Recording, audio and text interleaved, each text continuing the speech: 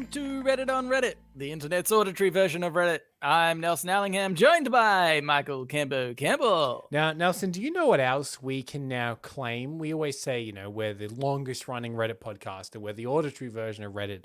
But we are now, and I just want people to know this, an academically studied podcast. Because we were contacted a little while ago. I don't want to give too many details because I don't know what we're actually allowed to talk about.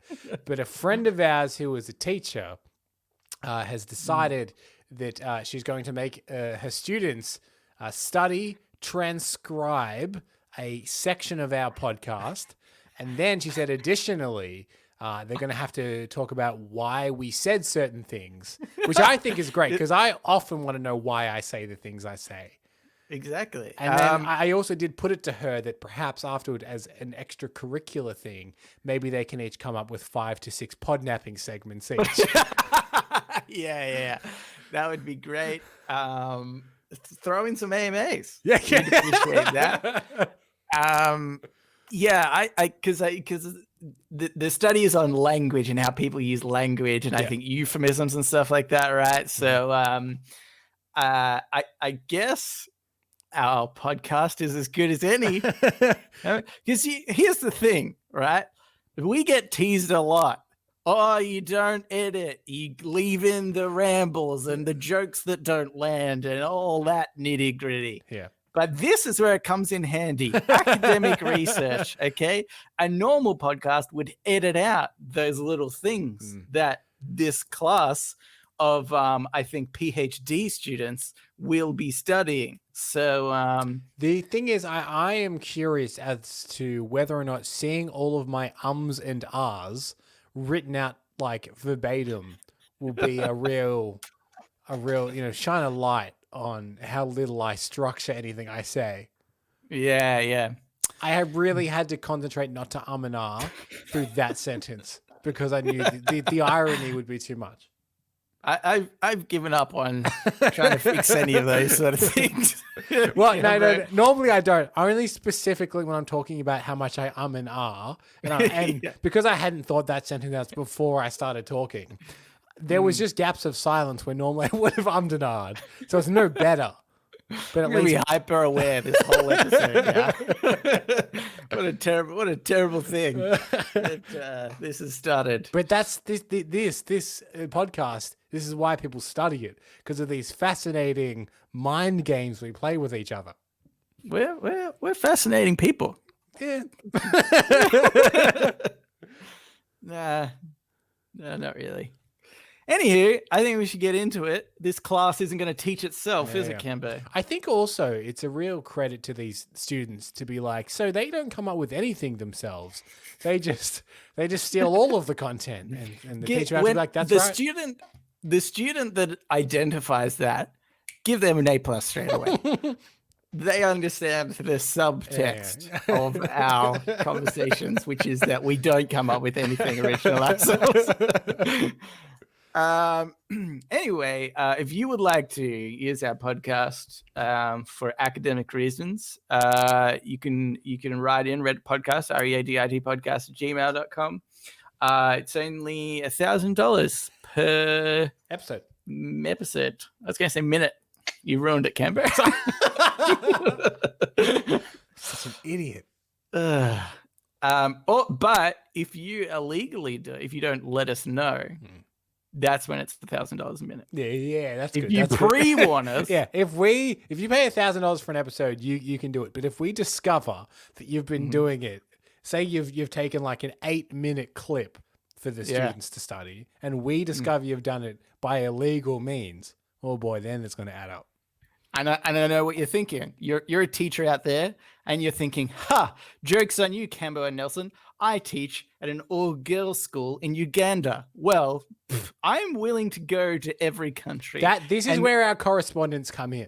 I'd be every gender just to make sure that you are not stealing our... This is going to take a lot of hard time and effort. I say, and we're off to such a tangent already before we've even got into the first Reddit on Reddit, but I say what we'll have to do is every single person that is a correspondent for this show now part of their job is to go around to their local schools in their correspondent area and just check that they're not illegally studying our show. Yes. Okay, good. Good. We are going to need a correspondent for Uganda, though. I've realized that is a gap in our correspondent market, so to speak. And as is evidenced by most of our correspondents, you do not have to live there, but you do have to check up on there. Yeah. So we'd appreciate that. Anyway, let's get into the first Reddit on Reddit. This is by Ninja Shy Guy, and it was in the subreddit Crazy Ideas. Now, Camber, I would like you to just imagine the tone in which this is said. Okay. America should switch over to metric time, in brackets 10 hours, 100 minutes, 100 seconds, and then insist that the rest of the world change to the clearly superior system. Metric time. See, here's the thing. Yeah. One, they won't change ever. So it's already a losing cause. Because the thing is, Nelson, they already have the superior system. And they'll die defending that. Yeah, freedom units. Yeah, God, obviously. They are the superior units. But okay, so 100 minutes per hour, is that what it's saying? And then 100 hours per... How does this break down?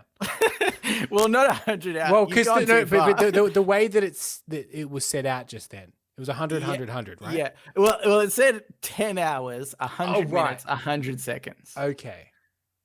So that means 100 seconds per minute? What? I don't understand. Yeah.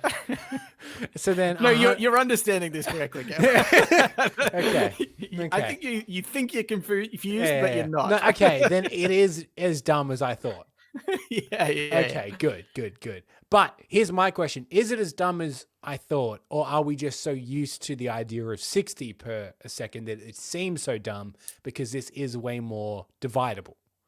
Well, is that not the point of the imperial versus metric system in the first place? All the Americans are like, why do we need the metric system? It's perfectly reasonable to have 12 inches to 1 foot. What? Insane. But this is what I'm saying, Nelson, is I am such a fan of the idea of metric that everything goes into each other so smoothly. But time is the one thing that we don't use that for. And I'm saying, am I now being as bad as people will claim the ignorance of Americans being? Well, here's the thing, okay? Mm-hmm. When I read this that person was talking in a pompous tone. Like, the world should change clearly to the superior system. Let me tell you something. Absolutely, I would. If you came up with that system, if it made sense, with the easily divisible into the hours of the day, we change all clocks. It all made sense. Obviously, we're tailored to the rotation of the world, on its own axis, but also around the sun. Mm-hmm. Like that determines time for us. If somebody could break that down into metric sort of area that it still made sense, well, then I would absolutely be on board with this, which I think goes against that current mentality of the imperial system is better. I think that is the point, though, is our time is divided by a lot of factors like the Earth rotating and a year is the Earth going around the sun, etc., which just happens to fall into 12s, it seems, right? Or 24 or whatnot. But by doing it by 10, I'm not good enough at math to do this off the top of my head. Will that actually technically throw everything else? It's like, technically now it's 9.5 per thing. You know what I mean? Like it might not evenly actually fall into 10s that well. Which makes me think that the idea of time has been worked out over many, many years to be as as good as it can. You know what I mean? If it could have been more even, it probably would have been. Look, Campbell, there's an easy way to work this out. We just need to sing that song. 525,600 minutes. Okay, now divide that by 10, 100 minutes. Okay, 525 by 100. So then we've got 5,256 hours in a year. Yep. Divide that by 365. Oh, that's confusing. The 365 just throws me way off. Well, could you divide it by 12s and then work out how many in a month? Yeah. No, because each month has a different amount of days. Here's the thing: we need to also change how many days and months are in a year. Yeah, that's what I mean. Because the 12 and 365 is just ridiculous. Why 7 days in a week? Let's change that to 10. Let's start there. Okay, we'll start with that. Well, wasn't there that idea that if you add an extra day a week, if you were able to add an extra day a week, each month would be exactly 4 weeks. Like you could divide things completely evenly and have maybe over like 13 months or something. Yeah, and every single month would be completely even. Yes, because I think if you have 7 days a week, 13 months, 364 days. Let's get rid of that day. We'll all agree not to talk about that day. The extra day. Yeah. Actually, do you know what? I would love the concept that we do just ignore that 365th day. Here's the thing. What happens is in basically 120 years or something, winter is now summer and summer is now winter because we've just we've always one day out for so long. Yeah. It's fun. It keeps it exciting. Yeah, exactly. A change is as good as a holiday. So, yeah, that's right. Which is something we all have to come to terms with at the moment because we can't go on holidays. Yeah. So different season in summer, sure, why not? The thing is, the day that we ignore, the day that shall not be named. Let's call it that officially, right? It's the day that shall not be named. There's 2 options. One, the easy option would be end of the year, day that should not be named, start a new year, right? But that kind of takes away the whole New Year's thing because people like to go out and party, et cetera, et cetera. So you can either make that day that shall not be named one massive bender. You've just got that big day before you start a new year. Or if you want to break up the year, you put it at the end of the financial year, like a midpoint of the year. As a halfway point, you get that day that shall not be named where no one goes to work.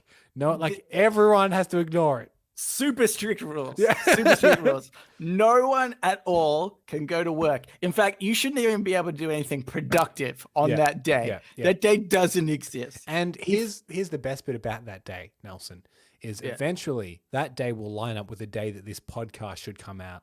We can't do it that week. Oh my God. Because if there's one thing about this podcast that people know is it comes out on the same day every week. We couldn't do it any other. No, but see, then we would be acknowledging it. I don't think we could do that, Cambo. That would break the rules. Yeah. It's a bloody minefield, this. Yeah. Because we already have the problem, actually, right? Sort of getting back to the whole maths and time thing of it all, that a day is longer than 24 hours, which is why we have a leap year to account for the missing time. Yeah. So maybe if we take that day off every year, we still have to account for the leap year. So we take off one day every year, except for the leap year where we take off 2 days. Yeah, that's what we call the extra weekend. Yeah. And then after a little less than 365 years, we have a free year.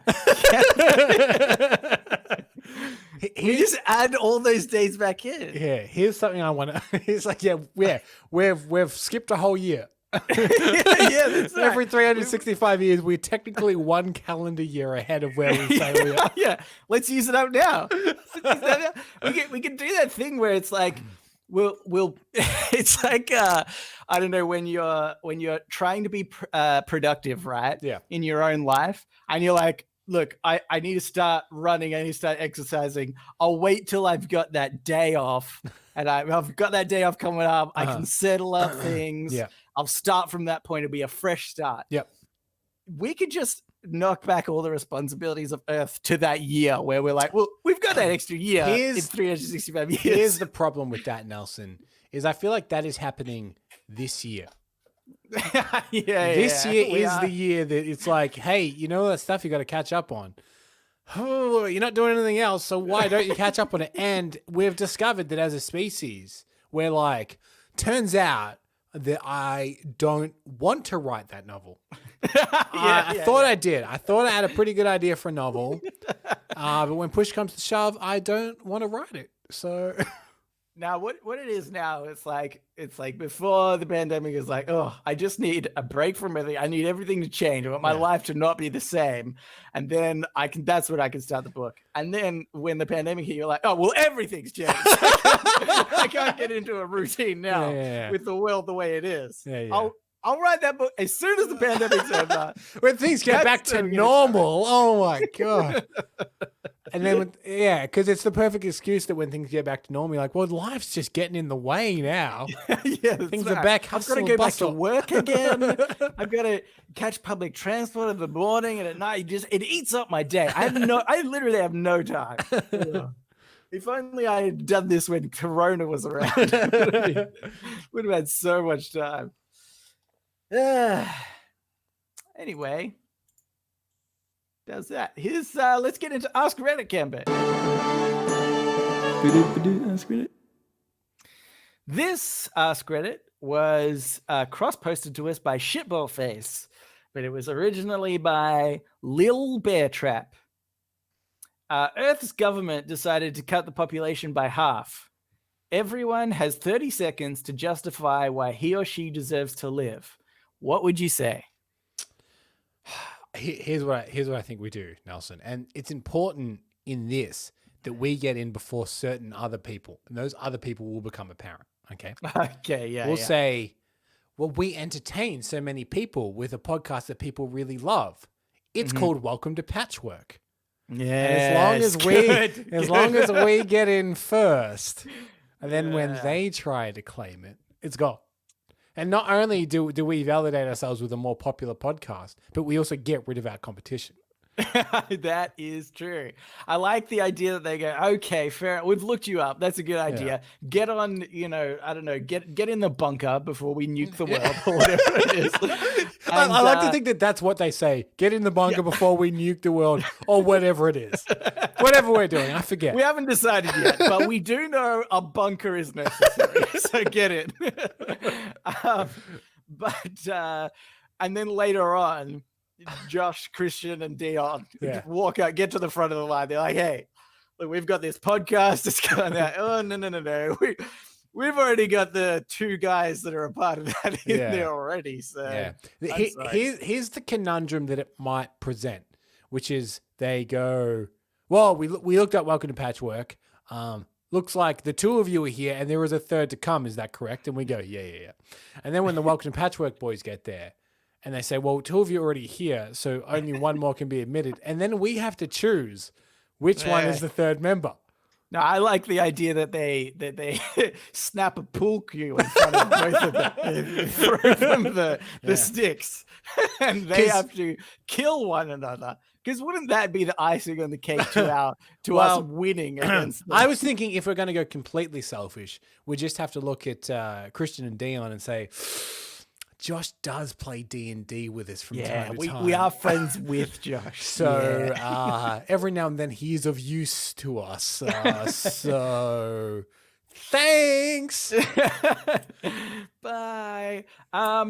Okay, but here's the thing that you didn't consider is we have global reach. I think theirs is mainly Australia. Yeah. Okay. So so we can have correspondents vouch for us is what you're saying. Yeah, exactly. That's isn't that the reason why we have them in the first place? to vouch for us in an apocalyptic scenario. yeah, that's right. If we find ourselves in a post-apocalyptic land, and we somehow end up in Queensland, we're like, well, lucky we have that Queensland correspondent. Jay needs to take care of us up here. Yeah, that's right. We need him. Here's the problem that I also think could happen is if they're like, okay, you provide entertainment for people. We're going to get a list of all those people and we're going to assess them. Yeah. And if they are in fact worthy, then it goes to serve that you then stay alive. What if all our listeners are just fucking assholes? But no, this is where we often talk about our listeners being far more educated. Yeah, like just not only intellectually. See, there's my point. There's my point right there. I couldn't say the word intellectually. So interactory. This is why we need people that are smarter than us, that are more talented, and let's be honest, have more noble professions than us, vouching for us. Because then by association, I feel like we're brought up a level. So this is the one time where normally it's a real disadvantage to have our listeners be so much more educated than us and so much more important than us. But this is the time where it's a real advantage to us. Okay, that's good. That's good. Well, you say that. Okay. Take, for example, Hazim, a heart doctor surgeon. And as far as we know, he is completely unethical. And if he doesn't like somebody's political views, he offs them. We don't know that specifically. Yeah. But what you're saying is we don't not know it. We don't not know it either. Yeah. Okay? Yeah. So, and here's the thing. We know Hazim's profession. We know that for sure because he's confirmed it.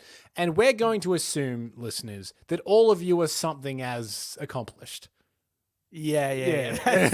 You're all somewhere in the realm of heart surgeon, we assume. Yeah. You've at least got a PhD. At least. Probably the worst listener has a PhD in philosophy. But even then, they can help barter for the idea of our existence being more valid through philosophical means, you know? Yeah. Anyway, we have not at all answered this question, which is... I know, we said we'd lie and say we're from a different podcast. Here's my go-to. This is how I would do it. I'd go up to whoever it is that's making the decision, the Earth's government. Yeah. And I would say, life is meaningless.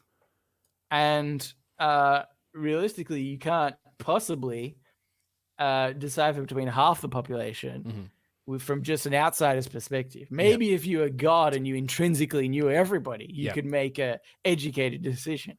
But otherwise, it's just a flip of a coin. Okay. And then I hand them a coin, Cambo, but it's got two heads, you see. And I say, heads I live. Yeah. Get them to flip it, 100% success rate. All right, I'm in.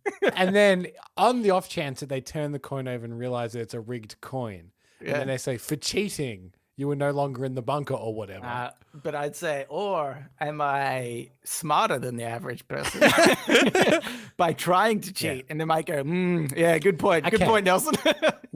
Here's what I think you do.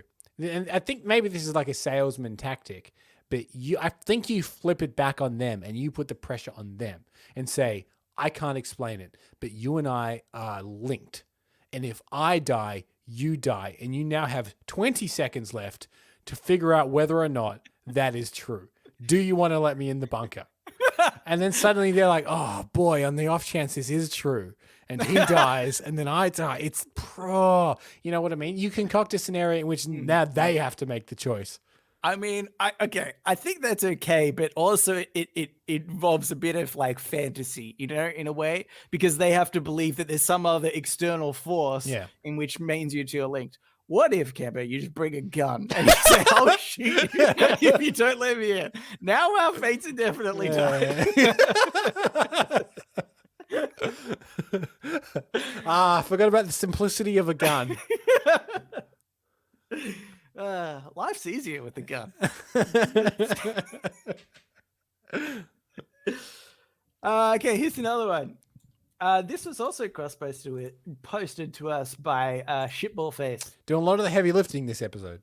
I know. Like last episode, it was just judging Reddit, right? I believe so, yeah. I know. But it was this one was originally by Mr. Spooniversal. I like that name. It's more than likely that COVID-19 will still be around at Christmas time. How are we going to explain to kids that Santa is still allowed to go into millions of houses? Well, I don't know whether this is going to make me sound like a crotchety old man, Okay. But I think don't, because I don't understand the idea of Santa. I don't understand the benefit of Santa. I have a benefit, but it's a really I don't know, pessimistic view. I think a lot of people won't particularly like this view, which is that I might have even mentioned it on the podcast before, but I think it's a really great atheist device. Santa is. Because you tell children that Santa exists. Everybody around you tells the kid that Santa exists, and then later on in life you find out that he doesn't exist, still at a pretty young age, which allows you to understand that religion can have the same effect. Not just religion, but like a deity, a god. That is really interesting. Yeah, that's why I like, if I do have kids, I will absolutely be convincing them that Santa is real. So your ideal situation is, you say your kids are, I don't know, 10. How old are kids when they learn about Santa? Let's say 10. Maybe a little bit younger, but I think around 10. Yeah. Let's say he's a bit slow. He's 10.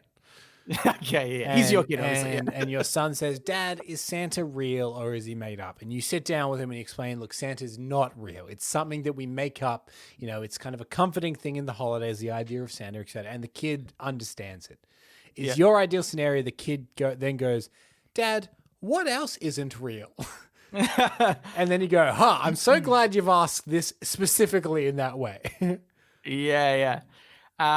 No, first I go with the reverse, and I go, I look at it. I kind of play first I get The Matrix Volume 1, and I play that video to him at the same time, and then at the point where Morpheus says to Neo, "You think that's air you're breathing now?" when they're in the training simulation, I pause the video and I just stare at my kid. And I really make him question everything. Because then I imagine you being like, because the thing is, there's no proof that we're not in a simulation, is what I want you to take away from this. Yeah. And really nothing's real. And you go, you think you're paranoid now? Let me put on the Truman Show. Yeah.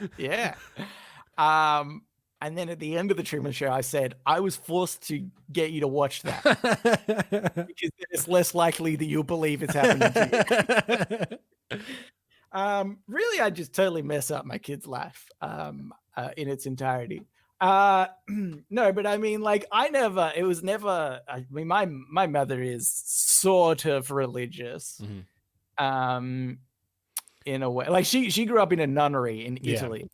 So the fact that she is religious, and we're a fairly atheist podcast, is that the reason that she refuses to be on the podcast for that reason? No. I feel like I kind of feel sorry for my mom, to be honest, because I think what's happened, right, is like it's like she started being religious, and then my dad's like an atheist, but my dad was kind of quiet about it earlier on. I think he was being more of a, gentleman about it. And then he's more just like, no, this is ridiculous. And I think that she kind of ended up being felt like it was just more uncomfortable for her to bring up religious things. And so now it's like she wants to believe, but I think kind of doesn't really. Yeah. She's being shamed into atheism. Yeah, that's right. Yeah. Which is, it's a nice turning of the tables, because normally people are shamed into religion, generally speaking. So it's a nice turning of the tables. Yeah. I mean, it's horrible either way, probably. But yeah, I mean, like, it was never like said to me or anything that like Santa is like, like I just came to that conclusion myself. So I don't feel like I plan for anything to happen. So that means it's just going to be like, I'll let them, make that assumption themselves. Does that mean like one Christmas then, maybe you're all around the Christmas tree in the morning and your dad picked up a present like, this one's for Nelson, it's from Santa? And you kind of like shake your head at him. He's like, no, from me. It's from me. Yeah. Do you know how I found out about Santa? Is that one year I was snooping for presents, obviously, because I was a child. And under the bed, I saw some presents definitely for me. And And then we went to Adelaide with some family who lives over there. And in the morning, in my Santa sack, I had all those presents that I saw under the bed. And I thought, wait a second. That scheming Santa just stole my presents that were going to be for me anyway, and then put them in the sack as if he did it.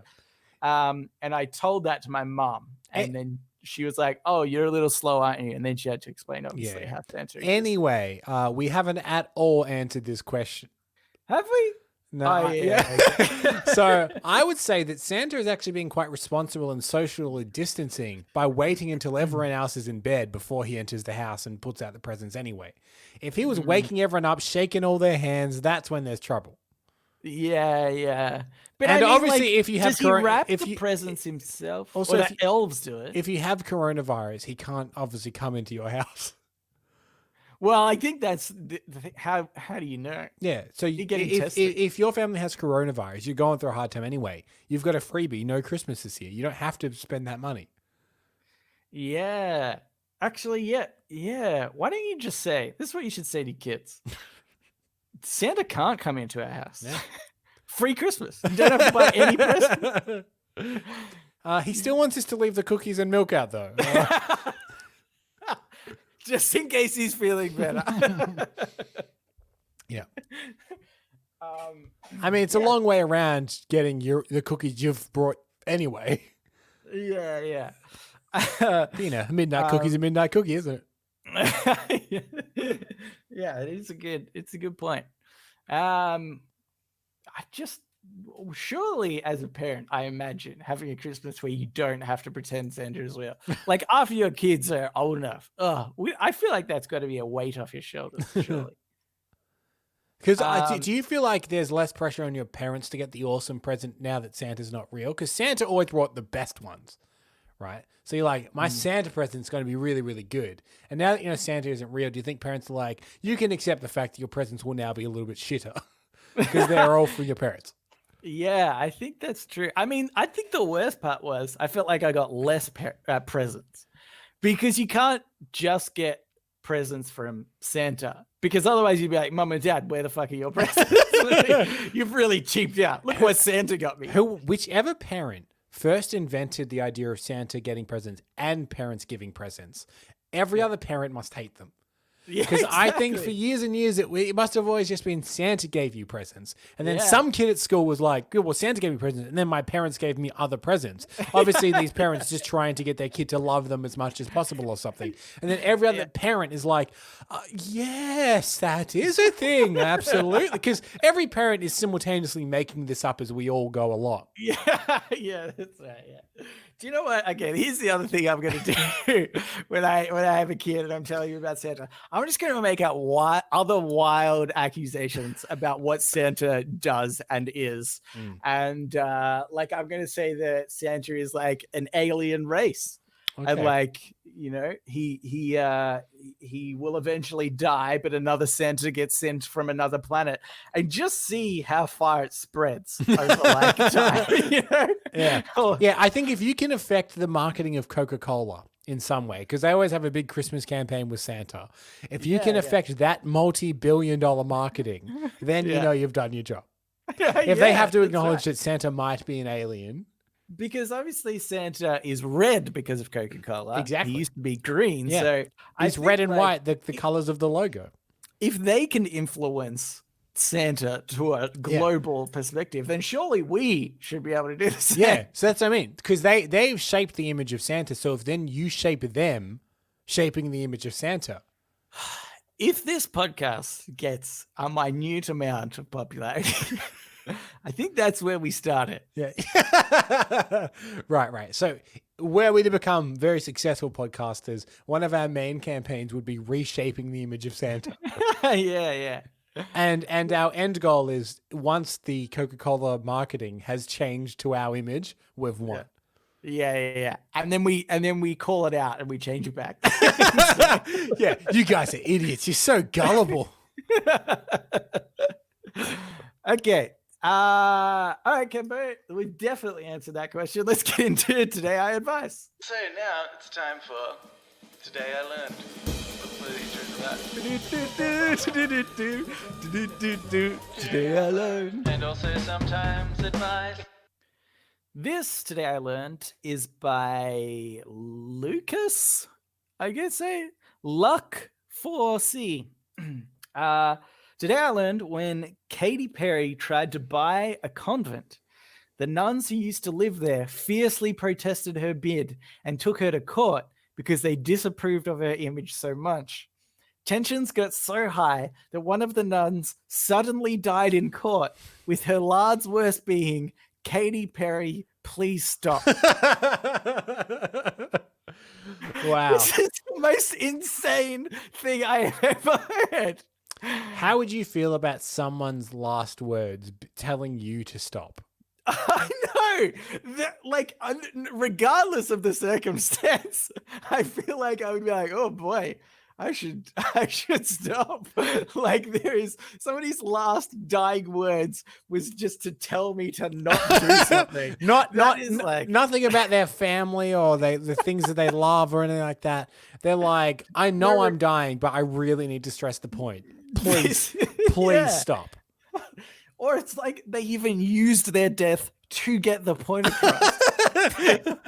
I don't think it's enough just to, like, say this while I'm alive and well. I need to, in my death, say. Do you think? We're going to skirt the line of inappropriateness here, possibly. But do you think at some point in this argument, one of them said, "Over my dead body"? And Katy Perry was like, "Don't be so dramatic." And they're like, "I'll show you dramatic." And then as they were dying, they said, "And Katy Perry, please stop." Here's the thing, though. "Over my dead body" then gives her the right to go ahead. Like, only until the point at which I die can you buy this convent. Well, you're dead now. So, in fact, that would have been a loophole in this court case that Katy Perry could have used. This is what I want to know is what happened in the end. Did she end up successfully buying the convent? Camber. You assume that I read the article. Because this could be a totally made up story, of course. No, I don't know. Well, because I feel like that if she didn't end up buying the convent and it was blocked, then the woman died maybe nobly. But if she did end up buying the convent anyway, then she did die completely in vain. And I think it recontextualizes this poor nun's death. Yeah.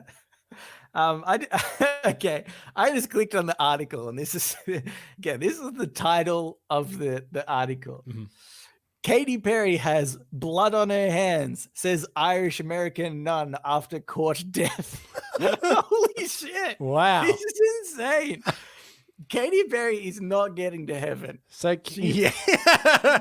If you've killed a nun, I think you're definitely going to hell. There's no question about that. Yeah, this is an interesting thing. That do people know that Katy Perry is a nun murderer? It's not that wasn't on a Wikipedia page. That wasn't in the Katy Perry documentary. I didn't see a single nun, let alone a dead nun. But now we know under her floorboards, metaphorically, maybe literally, we can't prove anything, is dead nuns. Almost definitely there is. We can't prove it, but we can make assumptions. I like the idea that in the documentary, like, they've just edited around the satanic cults that are now following Katy Perry. The cameraman of the audience. The cameraman can't tilt past a certain bit because then it's all like, it's like upside down crucifixes and pagan imagery. That's right. Yeah. Oh my God. This is insane, though. I can't believe. I want someone to remix one of her songs with some vocal editing. So it goes, "I kissed a girl and I liked it." Oh my God. This is just so insane. It's a funny thing, though, right? Because the death of a nun. Oh yeah, it's hilarious. Well, okay.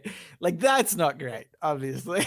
But I mean, the fact that the nuns are, feel as though her image is so disgraceful Mm. that she can't buy a condom, which, by the way, I'm assuming doesn't make money. It's not an investment. Yeah. It's like I'm jumping to conclusions here. I'll point it out, but I'm assuming that she was going to buy it because it would have been lost, like it was going bankrupt or something like that. I can't imagine a scenario where Convent is like, hey, let's put ourselves up for sale for a bit of quick cash. yeah. And so, to me, that just seems so judgmental, right? And like anti, I don't know. I would also say Religion? if I were Katy Perry and a nun came to me and said, we don't agree with your image, we think it's quite detrimental and harmful to young people, I would go, the Catholic Church? Yeah. You've really, yeah. I don't want to be associated with you.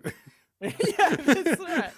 It to me, like, that's the insanity of this whole article, is the fact that the nuns, for some reason, feel like it's their right to tell her that she's not religious enough or cares about God enough, even though she's willing. Again, I'm making assumptions. Also, I believe she grew up quite religious. If I know Katy Perry, and I've watched the documentary, so I know a little bit, but I think she grew up quite strictly religious and then has somewhat kind of fallen away from that, and maybe that is part of the resentment. You know what I mean? Yeah, maybe that's it. I mean, I guess it's like, the sexualized nature of her performances and stuff, perhaps, like, is against their beliefs. But it's like, I don't know. I guess the problem is it's that my beliefs don't align with the Catholic churches. So that's where the like, it doesn't make sense to me, because it's like she, to me, I feel like you can be a good person still and have an image in public of you being quite sexual, and those two things are not, I'm sure mutually exclusive. I'm sure Marilyn Manson, whose public image is like very warped and twisted and all kind of like it's designed to be that way. Probably just a really normal guy, probably a pretty nice guy if you were to talk to him one-on-one. His public image isn't necessarily who he is. Yeah, that's right. And it just doesn't feel like it. Yeah, it doesn't feel like who she is such a bad thing that it goes against religious beliefs. Yeah. In my version, in my atheist views of religion. But also like the totality of what religion condemns is far beyond just like she's scandally clad, because not only do they are like, oh, you can't be scandally clad or gay, obviously, or it's people that have no choice over things are being condemned, let alone someone's just public image. Yeah, that's right. Yeah. So it makes total sense that the church would be a jerk and be like, oh, we don't like this about you, so therefore you cannot be included. Yeah. Just annoys me. Yeah. Anyway, we're on team Katy Perry on this argument. We know she's a nun killer. Team kill nun. Yeah. We know she's a nun killer, but in this situation, we're Katy cats, I believe. We're willing to overlook the murder. Yeah. And let's be clear. Murder. Murder. The 81-year-old woman was perfectly fine. Okay. Here's some advice I've taken. This is by Supdog497. That's very close to Supdog, which I think is no. I'm thinking of MDobT. Never mind. Oh, yeah. Not that close. Completely different people. Okay. This is titled Revenge Against University. Great. And it's a little long, so I'm going to read through it as fast as I can. Yep. He's saying that he wants a revenge against this university, and he gives like a couple of reasons why he's annoyed at the university. I'm going to read these to you so you have a bit of context. Sure. And then his idea for revenge. Okay. Number one, I had an idea for a new project on campus to improve the dining halls and have happier students, which would end up increasing retention of students that lived in the dorms. I proposed this before the winter break, and the housing loved the idea. I went home for a break expecting to come back and start working on it. Housing had spent the last month stealing my idea and leaving me in the dark. I was essentially left out of my own project. Keep in mind, I had been campaigning this around the campus for weeks prior to the initial proposal to gain interest among students. I put a lot of time and effort into it. I was pissed. Another point, the university shut down almost all student services to the students living on campus in the spring when COVID was really bad. We paid for a semester of services and were given 6 weeks before it was shut down. We were reimbursed $120 out of our entire tuition. There was also a few more. He probably had like maybe 5 or 6 points. One was like he knew that there was going to be some infighting between roommates, and they addressed it with the administration, and they didn't end up doing anything about it, and a fight broke out. He said it could have been prevented, and just like a few other things that kind of signaled like greedy university, trying to belittle the students, I guess, and take the most money. So he said, I want revenge. I had the idea of spreading dandelion seeds around campus. We're talking tens of thousands of seeds on all exposed soil, forcing them to spend money to get rid of them. That's my goal, making them use the resources they're getting from students that they shouldn't be, and getting revenge for past wrongs. But it needs to be grander than just a few weeds. What other suggestions do you have? This is a good one. And we're going to have to base a lot of our suggestions off our idea of like university and college experience, which is Hollywood movies. Yeah, which leads me to believe that the person behind this is some kind of stuck-up dean that's no good. And you need to form a ragtag team of students that at first you're like, these guys will never get it together. They're all so different. And you form a dysfunctional but lovable family unit, and you seek revenge via all kinds of amusing pranks. One, if he falls in love with a gorgeous college girl, happy ending in the end. That's what Hollywood movies have led me to believe will happen. I bet here's the problem. This person is thinking, well, where would I find a group of people? Get yourself into detention. That's fantastic advice, Nelson. Fantastic advice. I don't know if colleges have detention, probably not. But try your hardest. We haven't. I'll be honest. We haven't factored in the current pandemic into this. I don't know. I don't know if detentions in the same room are necessarily happening. So the other thing I think is. A lot of people say, I'm going to bring down the wrath of God on these people. That's like a kind of a common threat. But I say do that and do the plagues of Egypt. Maybe release some locust. Maybe turn all the water to blood. That one's quite hard. But you know what I mean. Not impossible, though. Not impossible. I know a certain Miss Perry who has a lot of blood on her hands. Yeah. And obviously ending with, I think, isn't it kill the firstborn children? Is that a different of the thing? dean, obviously. That's how you would you'd have to do it.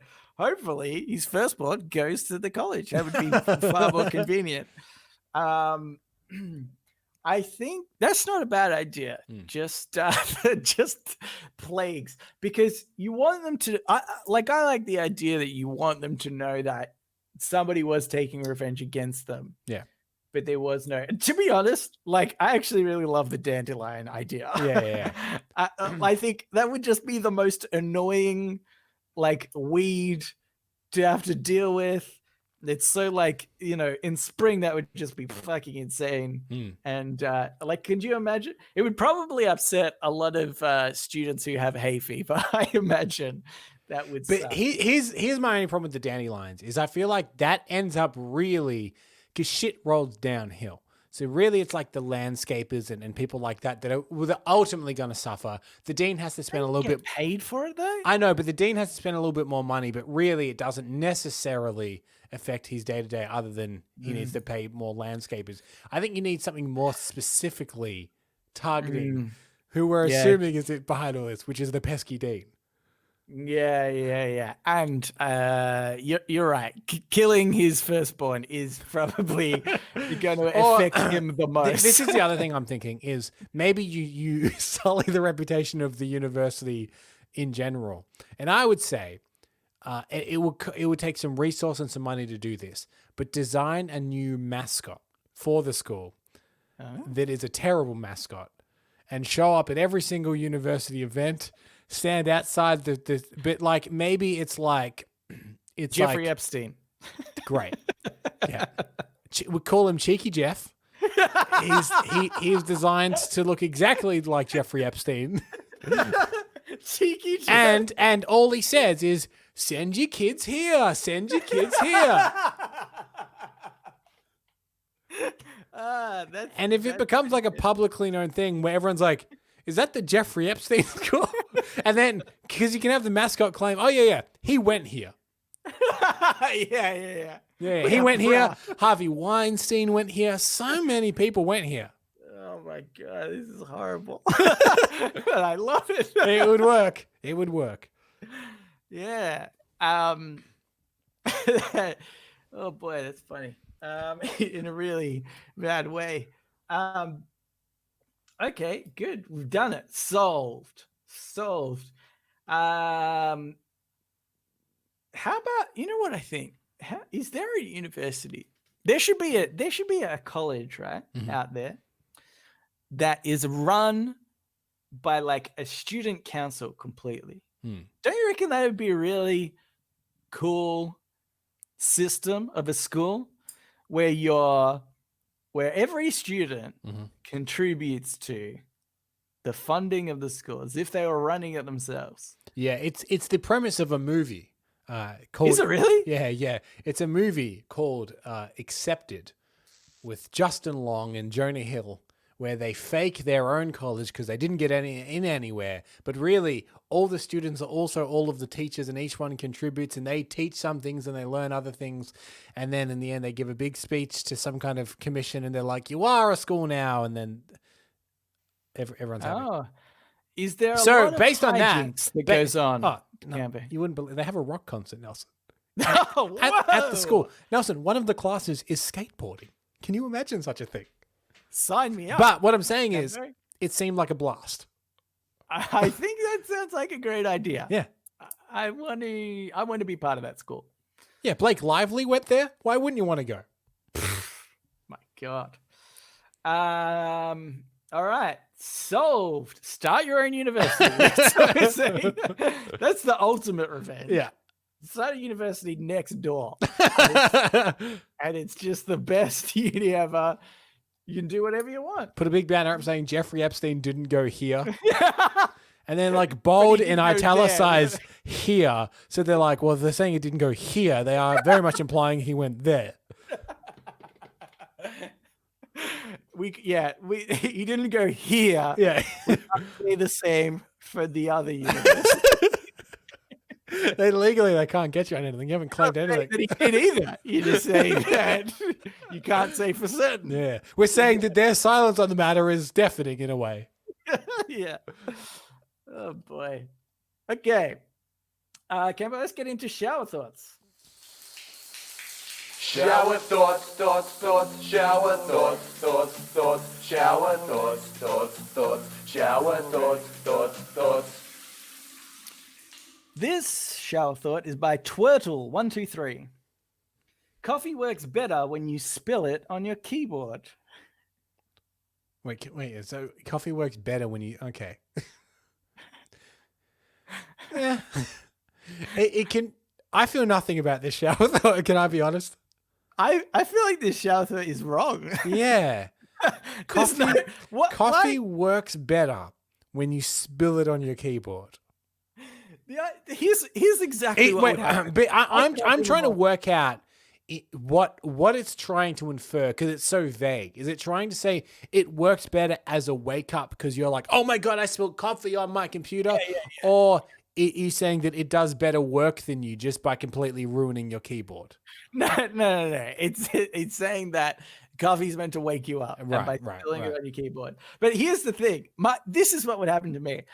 If I had a coffee, I wake up in the morning, I go to sit down for work, and I spill the coffee on my keyboard, I would pick up the coffee, go back to bed, and say, today's done. Can I correct this shower thought? Because it's slightly incorrect. It's so very easy to correct. I will allow you to do it. Coffee works faster when you spill it on your keyboard.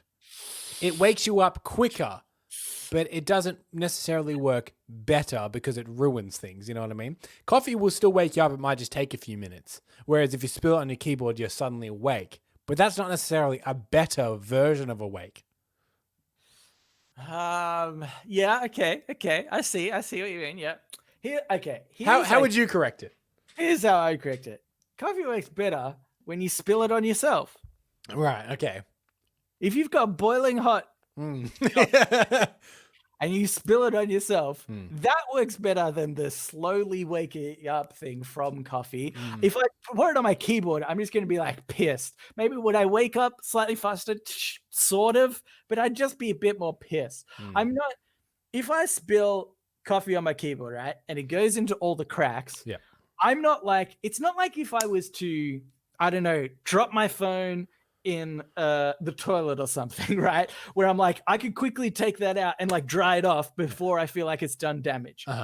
There's no way to like quickly get coffee out of your keyboard, you know?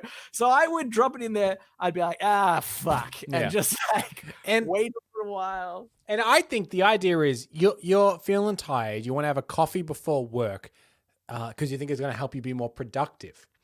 And I feel like spilling coffee on your keyboard diminishes productivity, therefore undoing a lot of the effects you want coffee for. Because that's 20 minutes you've left trying to clean the keyboard out. But if you spill it on your pants, change your pants 5 minutes. Yeah, you're annoyed. You spilled hot, boiling coffee on yourself. You wake up, you have to change your pants. This is, you know what? Coffee works better when you inject it straight into your veins. I guarantee you that will wake you up. Yeah. That's true. That's true. Or cocaine works better than coffee. There's also another one. Yeah, but again, don't spill it on your keyboard. Impossible to get out. Why are you drinking coffee? That's the real question. There's so many. Don't drink it. That is the worst way you could use coffee. Do you think coffee works better if you snort it? Yeah. Probably would. Yep. Especially powdered form. Most definitely when it's just the full coffee beans. Okay. Here's another one.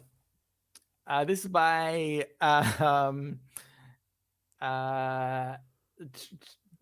Trajan Optimus. One of mankind's great achievements is managing to go 75 years without nuking each other. Yeah, it's because that is effectively the end, isn't it? Once the nukes start flying, everyone's like, well, it's happening. I'm not going to be the only one not to nuke.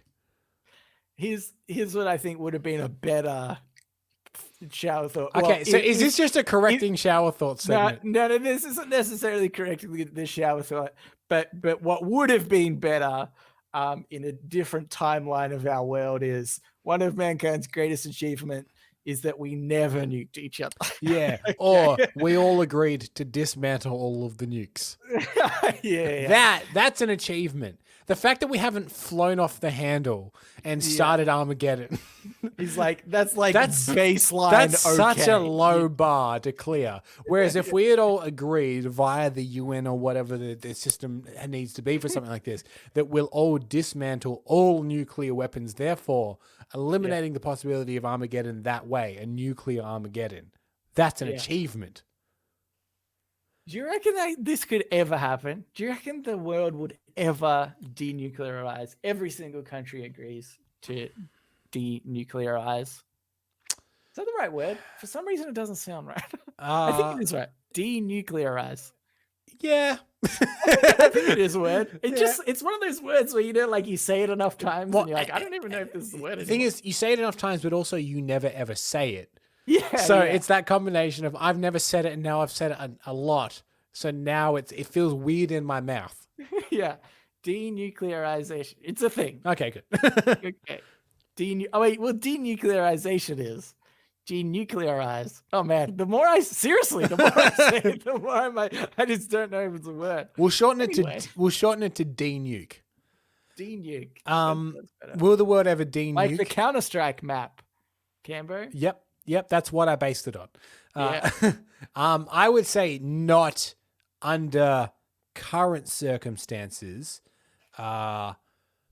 It depends on how well the world repairs. Like, it's hard to think 20 years from now, because at the moment the world's it's going pretty far right, isn't it? Like, all around the world.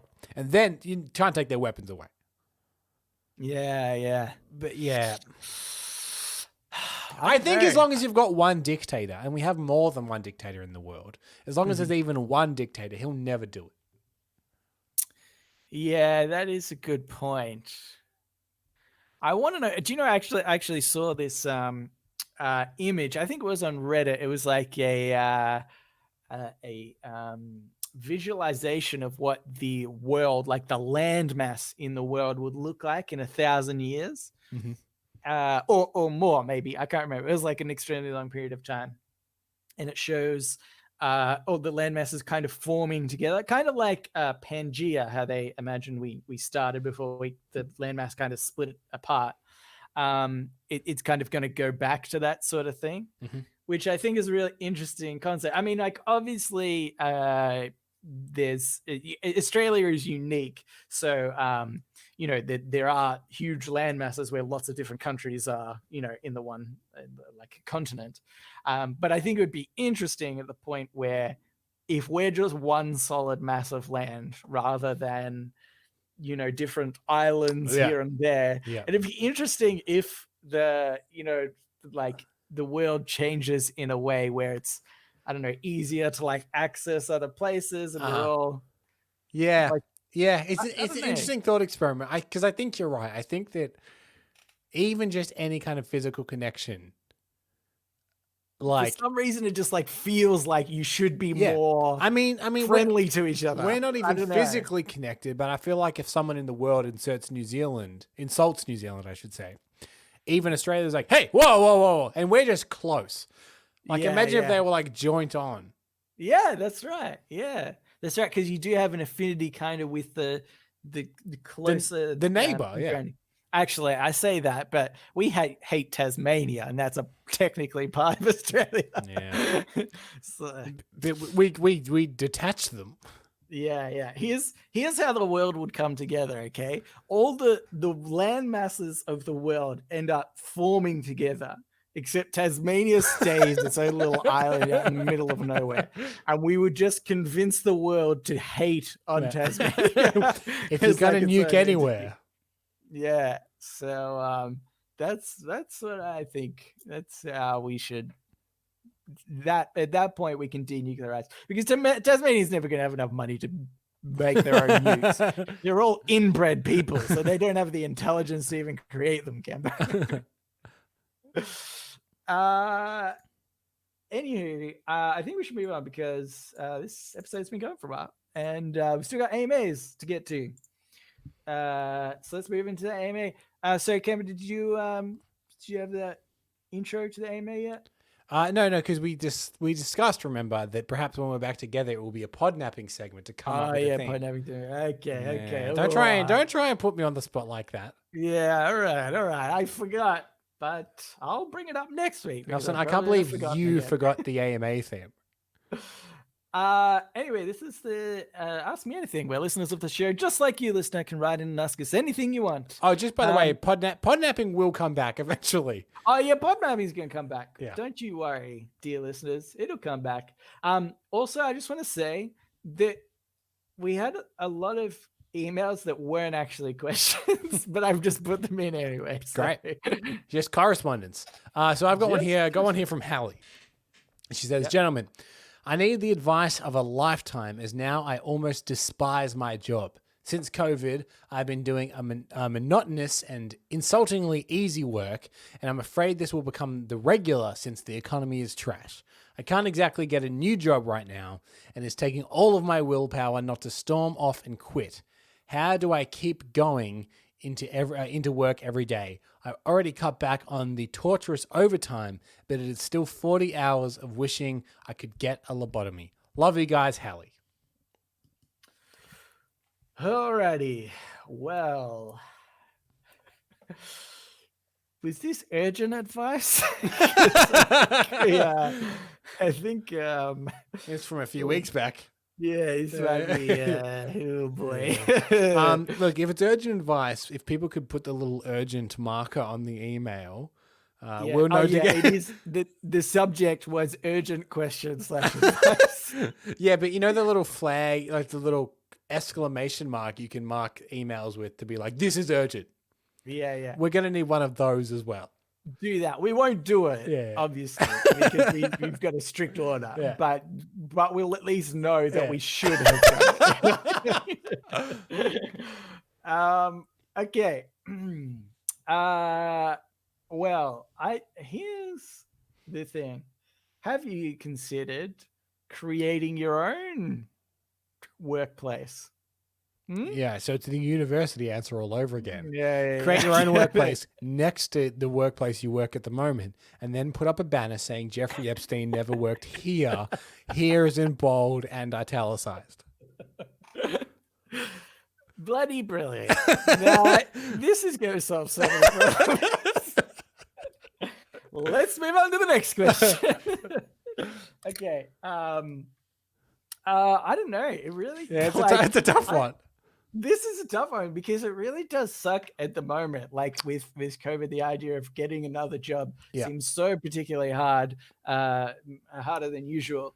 I feel like it's funny. It's one of those things that you definitely put off. And I'm not saying that this is the case of Hallie, but like, when if you've working somewhere and you're like, oh, I should look for a new job because I don't really like what I'm doing, but you just kind of put it off because applying for a job is annoying. Yeah. And then like this COVID things rolls around, you're like, oh shit, like I really need to keep my job at the moment. A lot of people are losing their jobs. I feel like it's definitely it's such an unfortunate circumstance that, one of those things that you wish, oh, I should have done that before something like this happened. It's also kind of difficult not exactly knowing what the job is. So we can only make very vague assumptions. Yes. I think if our track record is correct, Hallie is a doctor of some sort. Yeah. But we've got a brain doctor, so probably a doctor, maybe a heart doctor. No, we've got a heart doctor. So we need a brain doctor. Okay, she's a brain doctor. Yeah, okay. I need a brain doctor. A brain doctor. That doesn't sound... I'm pretty sure they're not called brain doctors, are they? Nelson, they're called brain doctors. Also probably not called... Heart doctors, called cardiologists. Yes, that's right. And brainiologists. I was going to say... Brain doctor. I want to know what it's called now. I know this is not the thing at all. The brain doctor. No, doesn't have a name. Okay. Have you tried being a surgeon of other body parts? Yeah, there we go. There's our answer. Try being a surgeon of a different body part. And get back to us to let us know how that advice helped. Yeah. Okay. Do you know what also you could do? Sneak a earphone in your ear, like if you've got like AirPods or something similar. If Hallie's got long hair, I think she does. You can kind of cover that over. Yep. We've got a lot of episodes, Camper. You can re-listen to all of them. So many. While you're working. So many. I would also suggest, because as we've discovered, Hallie is a brain doctor, but she did describe her work as insultingly easy, which is quite a flex. Yeah, that is true, and it's monotonous. Yeah, and if another brain transplant to you, so maybe also rocket science, which is also I have led to believe not particularly easy. If they're saying it's not rocket science is to be believed. Yeah. Okay. It's really rude now that I think about it. You know what? Podcasting isn't easy either. No. Okay, Look at how many times we've messed it up. we have to. Remember that time we had half an episode? Oh boy, that's gonna be one of our funniest like fails of all time. We were just like, fuck it, we just cut the end bit. They didn't work. It's such a lazy thing to do. Oh my god. Okay. Hopefully that helped, Tally. Here's another one. This is by Amanda. Man, I should take more notes when I listen to your shows. That was the other thing, weird thing about show 199. Oh yeah, because I realized that this came in by Amanda, and I should have just attached it to her last week email, but whatever, I'm doing it now. So that was the other weird thing about show 199, Cambo trashing a rule by Googling. It's just insanity, which I've been doing a little bit now. Yeah. Because well, here's the it's thing. so much easier when you've got the computer in front of you. Yeah, because we're now doing this from a distance, is we're both looking at computer screens with keyboards in front of us the whole time. Whereas before we only didn't do it because we had to stop what we were doing and turn and look something up. But it's a lot easier now that we're at computers. And I think really it's been a benefit because now we know there's no official name for a brain doctor. I've found that out. Yeah. And we also know that it's easy work. Yeah. Yeah. And I meant to say to Camber, I would love to see some of your cartoons. You should do a caricature of you and Nelson. Responsible virtual hugs, Amanda. I can probably get around to that now that we're in lockdown. Now let's just see if I do get around to it. Nah, you should wait till after lockdown. Yeah. It's a good point. It's a good point. Yeah. When things get back to normal, then you get into a routine. All right. But that was it. There was no question or anything. Okay, cool. Well, I've got one here from Hazim. Just wanting to say I'm O negative as well. Talking about blood type as we were several episodes ago. High five for having unselfish blood. Oh, my Google's going off. Universal donors, but can only receive O negative blood. Luckily, you have a donor right there if you need it. Or one in Baltimore as well. Or if you feel like stealing all of another person's blood to become twice as strong. That's how it works. Trust me, I'm a doctor. Good to know. Good to know. On another note, life hack. Schedule your blood donation for later in the day, and as soon as you get home, have a beer. I'm told you get pretty buzzed off that alone. I don't drink, so I haven't tried it. Your blood brother, Hazim. How about this, Tim? How about if I get totally wasted, then do It's a little surprise for somebody who's just had a traumatic accident. Oh, quick, give them that O negative blood. Yeah, because imagine like they're in a car crash or something. They're probably in pain. They get the blood transfusion they need, and then the doctor says, "How you feeling?" They're like, "You know what? I'm feeling pretty good.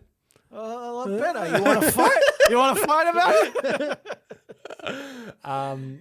He then wrote in again, not long after. It says, "Gentlemen, I should really wait to send to the end of the episode so I don't end up sending 3 emails. Nelson, pretty good on pronunciations, and this was for the drugs. Oh no, so the conditions that broken heart and etc.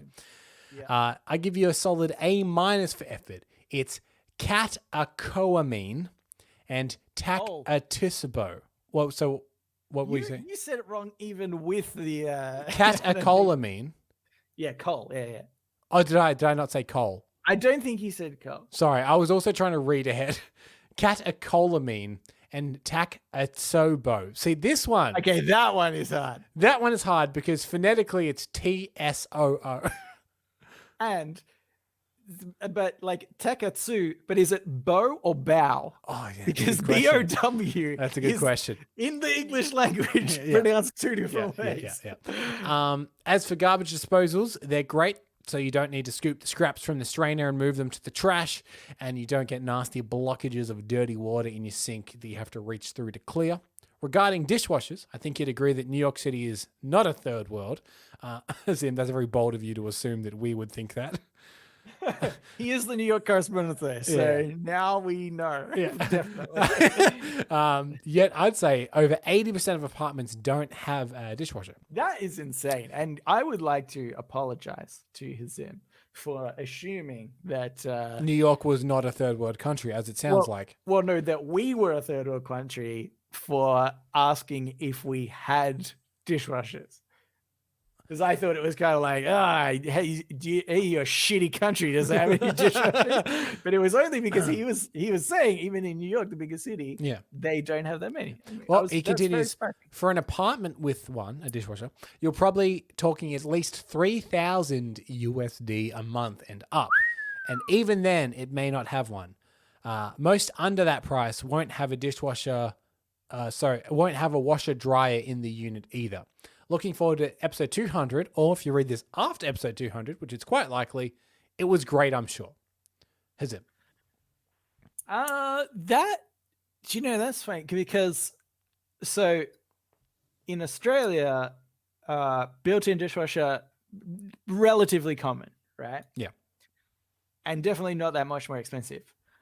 But almost never is there a built-in washer dryer unit. Yeah. Which is implying, because there would be a spot for one. There'd be a laundry in most places, and we have a lot. Like if it's an apartment building, you have like a Euro laundry where it's just in a cupboard sort of thing. But that would never be supplied, that appliance. So, but it sounds like he's saying that under that price they wouldn't, which implies that over that price they would. But even expensive places here wouldn't supply a washer dryer as in a apartment or a house, and more importantly, you're renting. It does sound to me, Nelson, that New York is in the third world. It definitely does, unless you're rich enough to afford a $3,000 a month place. Yeah. You are in a third world, billionaires row or something. Yeah. I guess you just have to go to the lake to wash your dishes in New York. That's why they've got Central Park. So everybody can get to the lake, and that's in there. Is there a lake? I don't know. They have sinks. They're third world. Down to the Hudson River. Yeah, exactly. Okay. Hey guys, friendly neighborhood Florida man here, aka Blink8906 on Discord or Soul. Which is also, I've never known anybody named Soul aside from Saul Goodman from Breaking Bad. If I'm not mistaken, Nelson, you're drinking out of a mug that is Better Call Saul themed. It's Better Call Saul mug, yeah. Anywho. I've been living in Florida for about 4 years, and I have adopted the ways of the Florida man, except for the meth part of it. Then you haven't adopted the ways of a Florida man. Yeah. Well, I'm glad you mentioned this, Cam, but we'll get into it. Okay. I recently started listening to the show. I'm on episode 76. I do listen to the new episodes. I don't want to catch up because then I won't have anything to listen to at work. You make my 10-hour workday a lot more fun, guys. Congratulations on 200 episodes. AMA, what's your favorite Florida man news stories? Okay, this is what I want to bring up before you say anything. Yep. I do not understand. I do not know what Florida man is. Okay. To me, it's like, okay, this is my understanding, is that there is a stereotypical Floridian. And so whenever there's a stupid news story about somebody that's done something dumb in Florida, they're classified as like a Florida man. To help you out, I would say Florida is kind of like the American version of what we assume like a Queensland guy is. You hear someone did something stupid and you're like, oh yeah, some guy up in Queensland. You're like, oh yep, no, that makes more sense. It does have this stereotype of Florida being this kind of like swamp place that all the meth heads and people go. But what I thought is what we could do is just, and I apologize, I'm breaking a rule. Open a new tab, type in the word Florida man, and then hit the tab that says news and just see what comes up.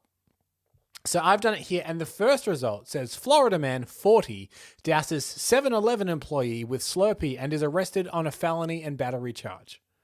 Okay. All right. Okay. Florida man seeking pizza drives into pond, dies. See, there you go, Nelson. But like, I don't. It just it's Florida man arrested for spitting at a boy who refused to remove his mask. Okay. Florida man is bitten by an alligator, then a shark. It's weird that the media, and I use that term loosely, has jumped on the idea of this Florida man existing though, you know? Like, I feel like they're really, I don't know, like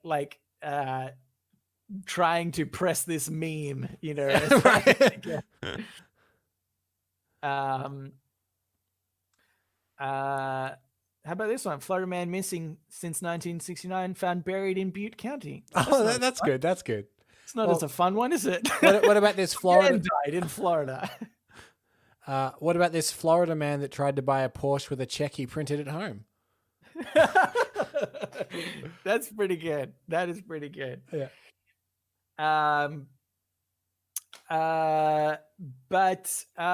Okay, so I guess that I don't really. Do you have one, Cam, or these are your favorites? I think the entirety of the movie Scarface is my favorite instance of a Florida man. Okay, right, yeah. Maybe Sol, you should send through one of your favorite Florida man stories. Extra points if you're in the news story. If you can do something so stupid that Yeah. you would be referenced as a Florida man, that'd be great. Are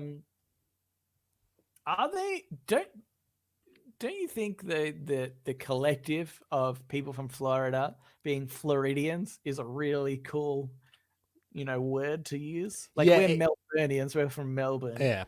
or Victorians from the state. It Floridian sounds cool. it is, except for the association that goes along with it. You know what I Yeah. mean? It just feels like something like from the future. Yeah, it does sound very futuristic, or like an alien race. You Yeah. know what I mean? Yeah. From the planet Florida. But that's it. So thank you, Sol and Hazim and Amanda and Hallie for writing in. We really appreciate it. If you would like to write into us, you can do so. Reddit podcast, READIT podcast at gmail.com. You can also reach us at Facebook, Twitter, and our subreddit. They are all READIT podcast.